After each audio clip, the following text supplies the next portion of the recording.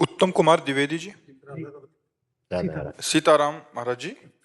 महाराज जी, मेरे मन में भजन की कमी होते देख एक द्वंद्व उत्पन्न हुआ है कि क्या मेरे से कोई अपराध हो रहा है, या महाराज जी ये कह रहे हैं कि श्री राम जी में प्रीति होने के कारण श्री राम और प्रभु के विभिन्न रूपों की चर्चा होते देख श्री राम जी को श्रेष्ठ करने में इष्ट अपराध के कारण भजन में कमी हो रही है शायद, और मन में अनेक द्वंद्व उत्पन्न हो रहे हैं। हमको सिद्ध थोड़ी करना है, हमारे तो प्रीतम है राम जी, तो बस है। सूरदास जी महाराज गोस्वामी तुलसीदास जी से मिले और कहा आपके प्रभु और हमारे प्रभु में थोड़ा तो अंतर है ही है। हमारे प्रभु 16 कलाओं से पूर्ण है, क्योंकि चंद्र वंश में प्रकट हुए और सूर्य वंश में आपके प्रभु प्रकट हुए, तो 12 कलाओं से युक्त है। तो कहा राम जी 12 कलाओं से? अभी तक तो हम तो केवल दशरथ पुत्र लाडले राम को भज रहे थे, आज पता चला कि 12 कला भी है। गोस्वामी जी हम केवल राम से प्रेम करते हैं, कलाओं से नहीं। हम गुणों से प्रेम नहीं करते, हम राम जी की महिमा ऐश्वर्य से प्रेम नहीं करते, हम राम जी से प्रेम करते हैं। तो प्रेमी को अपने प्रीतम को सर्वश्रेष्ठ सिद्ध करने की जरूरत नहीं होती। हरि जी बोलते हैं हरि रसना राधा राधा रट। अगर हम अयोध्या जाएंगे तो जय बोलेंगे जय सिया राम की, क्योंकि धाम आए हैं जिनके, तो धामी की तो जय जयकार बोलेंगे। अब वहां हम सोचे कि हम कट्टर उपासी हैं, तो फिर तुम्हारी उपासना में बट्टा लग जाएगा, तुम्हारी उपासना में बाधा पड़ जाएगी, क्योंकि तत्व तो दो है नहीं। पर जहां जिस रूप में विराजमान है वहां उस रूप की जय बोलनी पड़ेगी। जब यदि हमारी श्रद्धा नहीं है तो हम जाएंगे क्यों? और जब श्रद्धा है तो फिर हमको वही बोलना है। मान लो कनक बिहारी के सामने है तो हमें जय सिया राम बोलना है, क्योंकि वहां प्रभु सिया राम रूप से विराजमान है। इसमें हमारी भक्ति में कोई थोड़ी फर्क पड़ जाएगा। कोई और हो तो थोड़ा फर्क पड़ने वाली बात है, वही है, दूसरा कोई है नहीं। नहीं तो इसमें सरसता होनी चाहिए, कट्टरता नहीं। अनन्यता होनी चाहिए, कठोरता नहीं। और कहीं ना कहीं ऐसा कुछ तो फिर भाव में अंतर भजन पड़ जाएगा। उतावलेपन की वजह से उसे साधन उतावलेपन से सिद्ध नहीं होता, बड़ी गंभीरता और धैर्यता से सिद्ध होता है। पर हम तुम्हें धन्यवाद देते कि किसी भी तरह से आप भगवान के प्रति अपनापन बढ़ा रहे हो, तो भगवान आपको संभालेंगे, वही आपको सतमार्ग में पुष्ट करेंगे। नहीं, आपके नेत्रों से झलक रहा है कि आप मतलब विपरीत चिंतन करते हो, ऐसा है क्या? है कभी जैसे भगवतिक चिंतन हो तो लगातार होता है, फिर कैसे विपरीत चिंतन हो वो भी लगातार होता है।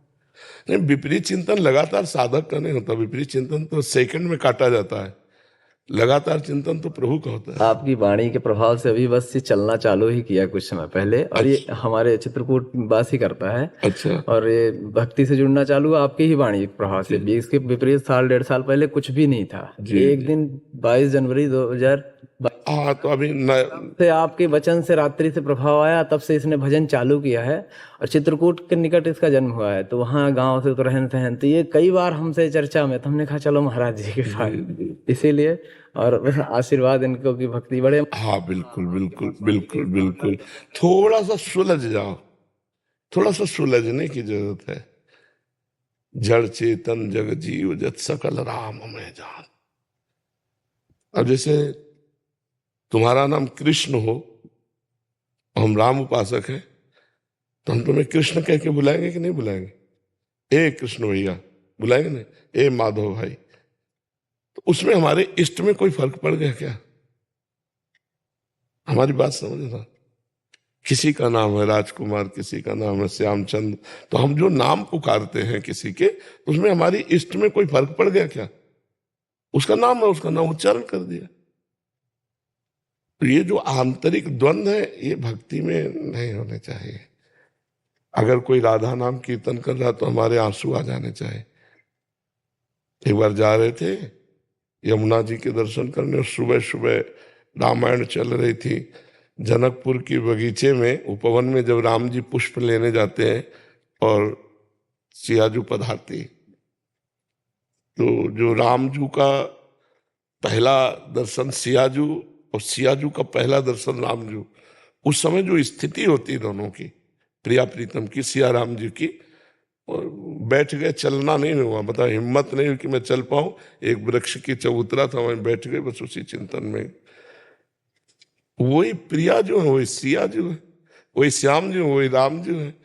लीला में भगवान अलग अलग, अवधपुरी में लीला की, हाँ मथुरा वृंदावन में लीला की। प्रभु तो वही हमारे ही है ना, जब गौर से नेत्रों में देखो तो वही नजर आते हैं, कोई दूसरे थोड़ी होते हैं। महाराज जी, ये हम सब साधकों के लिए भी बहुत महत्वपूर्ण प्रश्न है। कभी कभी क्या अपनी उपासना, अपने सांप्रदायिक जो एक हमें वो मिला है, हम उसको श्रेष्ठ करने के लिए दूसरों की निंदा? नहीं नहीं, बिल्कुल हानि हो जाएगी।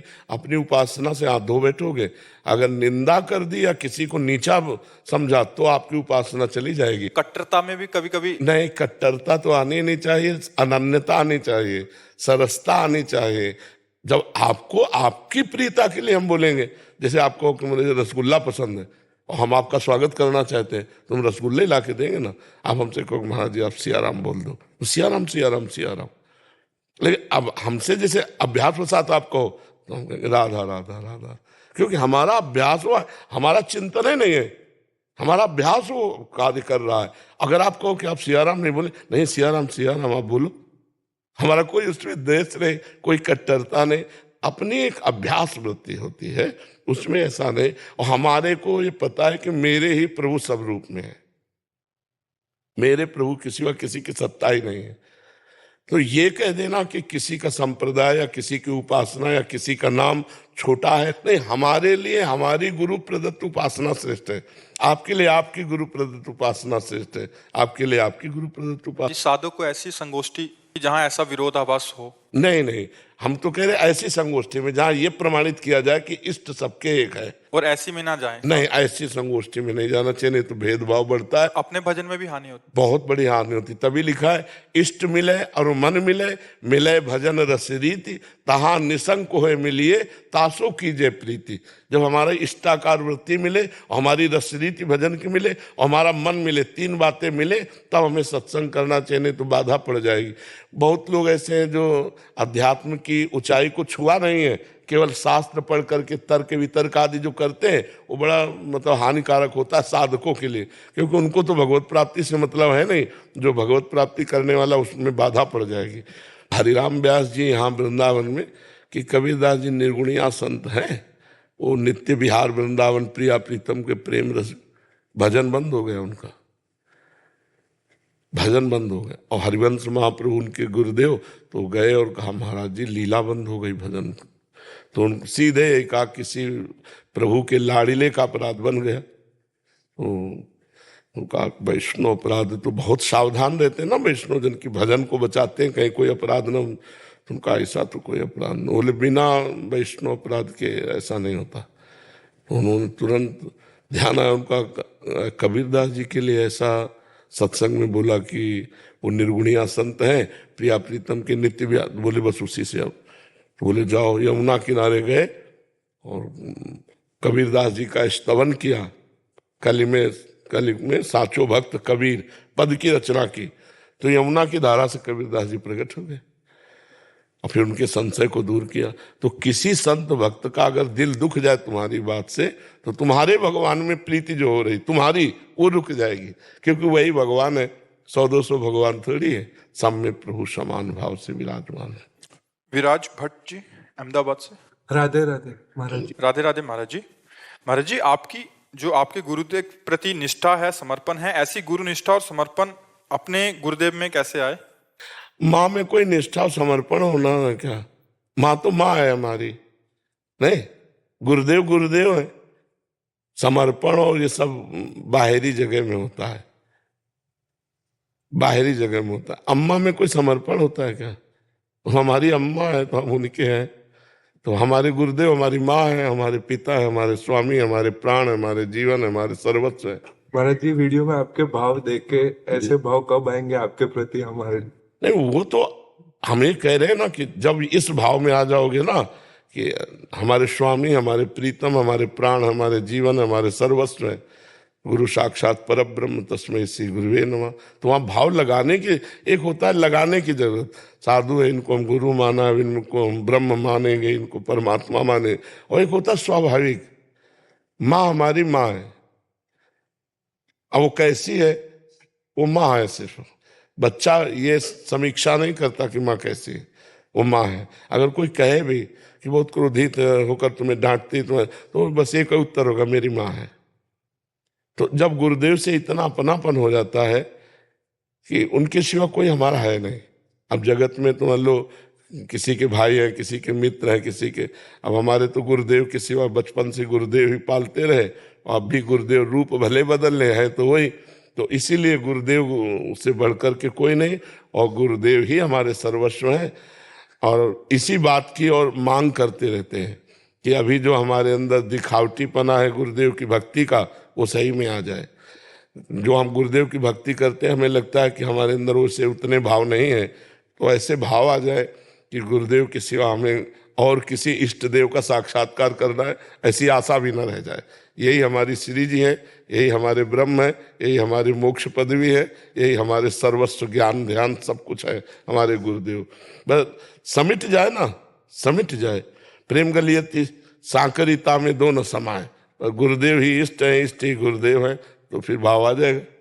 जब तक ये रहता है मनुष्य है या साधु है, तब तक थोड़ा अंतराय रहता है। जब ये आ जाएगा गुरु साक्षात पर ब्रह्म, ब्रह्मानंदम परम सुखदम केवलम ज्ञान मूर्तिम द्वंद्वातीतम गगन सदसम तत्वमस्यादि लक्ष्यम एकम नित्यम विमल अचलम सर्वधि साक्षिभूतम भावातीतम त्रिगुण रहितम सदगुरुम तम नमामि। सदगुरु साक्षात पर ब्रह्म है जी। इंदु सारस्वत जी। राधा वल्लभ। महाराज जी राधे राधे। महाराज जी, मोक्ष के बाद क्या आनंद है इसकी जानकारी नहीं है। कह रहे कर्म और ईश्वर भक्ति में ही आनंद आता है, ये गलत है क्या? मतलब अभी भक्ति और अपना जो कर्म कर रहे हैं उसी में आनंद आ रहा है, मोक्ष के बाद क्या आनंद है वो तो अभी भक्ति का भी आनंद नहीं आया ना, अभी भक्ति का भी आनंद, आनंद तो एक अलौकिक वस्तु है, वो जब आ जाता है तो अभी उस आनंद की चाह में नारायण हरि भजन में पांचों न सुहात विषय भोग निद्रा हंसी जगत प्रीति बहुबात, ये 5 चीजें पहले नष्ट हो जाती हैं आनंद आने के पहले। उसे विषय भोग कोई भी संसार का अच्छा नहीं लगता, नींद आना कम हो जाता है, भोजन अच्छा नहीं लगता, हंसी मजाक अच्छी नहीं लगती, संसार की प्रीति रिश्ते नाते अच्छे नहीं लगते, नहीं खान पान ते भावे है, नहीं कोमल वसंत सुहावे है, सब विषय लगे ते खा रहा है, हरियासिक का मग्न आ रहा है। अभी आनंद कहाँ है जी? संसार में तो ये 5 चीजें मिले तब आनंद माना जाता हाँ भगवदानंद, तभी तो का मोक्ष सुख, और मोक्ष सुख के आगे का सुख। तो ये सब ऐसे ही हैं जैसे ककारा ना आता हो, हम PhD की बात करें तो आप समझना, परमार्थ का अध्यात्म का अभी हमारे हृदय में कोई ज्ञान तो है नहीं, अभी अध्यात्म की कोई स्थितियां तो है नहीं, और मोक्ष ज्ञान की चरम अवस्था है और प्रेम भक्ति की चरम अवस्था है। तो हम चरम अवस्था को प्राप्त करने की जिज्ञासा रखें। उस आनंद को प्राप्त करने के लिए पहले जीवन को भूलना होगा। जहां आप सुख ले रहे हो इसी जीवन को भूलना होगा। ना आप स्त्री हो, ना आप पुरुष हो, ना आपके कोई कर्म है, ना आपका कोई धर्म है, आप परमात्मा स्वरूप है, तब मोक्ष की तरफ बढ़ेंगे। और इसी से जब भगवान के प्रेम की तरफ बढ़ेंगे तब एक अद्भुत आनंद आएगा। अभी तो हम सही पूछो ईमानदारी से तो हम शरीर सुख में हैं, तो इसे आनंद नहीं कहते हैं। अभी तो हमारे अंदर 5 कोश है, अन्नमय कोश, मनोमय कोश, प्राणमय कोश, आनंदमय कोश, विज्ञानमय कोश। अभी आनंद इसी कोश का आ रहा है। अभी आनंद सिंधु से आनंद नहीं आ रहा। जब वो स्रोत खुलेगा आनंद सिंधु का तो फिर ब्रह्मादिक के भोग सब विषम लागताई, नारायण ब्रज चंद की लगन लगी है जाए। नेत्रों का रंग बदल जाएगा, चेहरे की स्थिति बदल जाएगी। एक दृष्टि में पता, जैसे पीलिया रोगी नहीं होता अपने आप एक दृष्टि में पता चल जाता है कि पीलिया रोग, ऐसे भगवत आध्यात्मिक स्थिति वाले की एक दृष्टि में पता चल जाता है कि आप कहाँ हैं, आपकी स्थिति क्या है। तो मुझे लगता है नाम चलाओ, पहले अधिक समय नाम चलो, और उठते बैठते खाते पीते रसोई बनाते परिवार की सेवा करते हुए नाम जपने का अभ्यास करो। और सब में भगवान देखो, अपने पति में, अपने पुत्र में, अपने परिवार में, अपने नौकर चाकर में, सब जगह भगवान को देखकर व्यवहार करो। धीरे धीरे पहले भक्ति का रंग आवे, तब फिर ज्ञान, वैराग्य, प्रेम, ब्रह्मबोध, मोक्ष, जो चाहोगे वो सब प्राप्त हो जाएगा। पर पहले शुरुआत करें। हम पहली सीढ़ी से चले तो हम ऊपर छत तक पहुंच सकते हैं, और अगर वो सीधे छलांग लगाना चाहे तो हम गिर जाएंगे, नहीं गिर जाएंगे। तो हमें नाम जप करें और सब में हम भक्ति भाव रखें, सब में भगवत भाव करें, बिना भगवान को अर्पित किए जल भी ना पिए। तो हम थोड़ा भागवतिक नियम में तो आए। अध्यात्म एक अलग वस्तु है ना, उसका जब तक ज्ञान नहीं होगा तब तक बात नहीं बनेगी। महाराज सब में भाव नहीं हो पाता कि सब भगवान स्वरूप हैं। हमारे पास भजन की कमी, इसलिए भाव की कमी है। भजन हो जाए ना तो फिर भगवान को भी खरीदने की ताकत आ जाएगी। सुमिर पवन सुत पावन नामू, अपने बस करी राखे रामू। भगवान को, अजित को जीत लिया भजनानंदियों ने। खूब नाम जप करो, इसके लिए कोई पैसा थोड़ी लगता है। राधा राधा राधा, फिर भाव बनता चला। इतना भाव बढ़ जाता है कि कुत्ते में भगवान का भाव कर लिया और वहीं विट्ठल भगवान प्रकट हो गए नामदेव जी ने। तो नाम से भाव बनता है, भाव से भगवान मिलते हैं। भाव का भूखा हूं मैं और भाव ही एक सार है। भाव से मुझको भजे तो भाव से बेड़ा पार है। भाव बिन सुनी पुकारे मैं कभी सुनता नहीं। भाव पूरित टेर ही करती मुझे लाचार है। भाव, ये भाव बाजार में थोड़ी मिलता है, ये नाम जप से मिलता है। भावोत्सवेन भजताम रस काम धेनुम तम राधिका चरण रेणुम हम स्मरामि। हम जितना भजन करते हैं उतना भाव बनता जाता है।